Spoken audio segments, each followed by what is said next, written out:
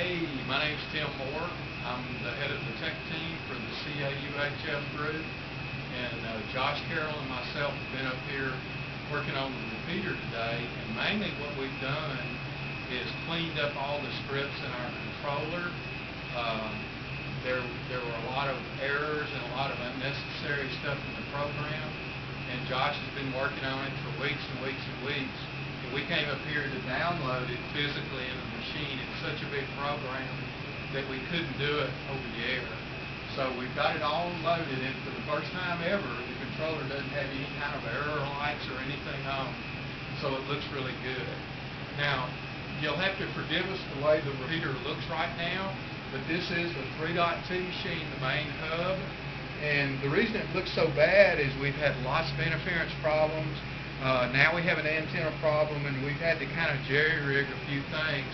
And when the weather gets better, we're going to come up here and do some antenna work, and we can make things look nice and neat again.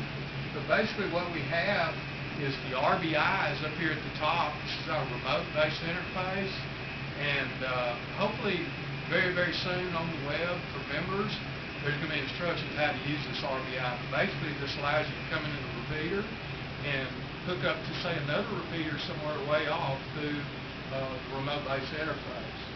Of course, our controller is here, and for RF decks, we're using Motorola GM300 radios, and these two right here is for the 775 repeater, 146.775. Now, this repeater controller will take up to 6 different repeaters, and they can operate separately as well as linked together too. Now, basically, this repeater is freestanding, but it can be linked in. Down here, we've got the receiver for the 4.9 machine. That's the 145.49, I believe it is. Yeah, it is. And it's a Kinicom receiver. We've got meters and all that kind of stuff. Further down is the receiver for our remote receive. All the remote repeaters that are out there actually come in via this receiver. And then again, they're mixed up in the controller and then go in together. Down here is the main receiver, the 143.2 main receiver. Again, is the GM300. And this thing that looks like a cookie box right here is actually a crystal control transmitter that we've had to change over to because a crystal control transmitter is so clean. And without this thing, we get all kinds of interference.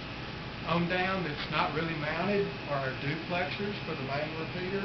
And then we've got a Henry 100-watt PA amp down at the bottom.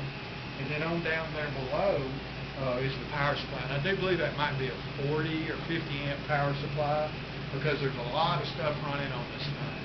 So I know it doesn't look like much right now to look at, but we had it real clean at one time, and we'll get it up there again too. So this is just kind of a quick snapshot of what's, and I think I can say this openly up in the Channel 4 building. They've been really good hosts, and they've got a dedicated room for us.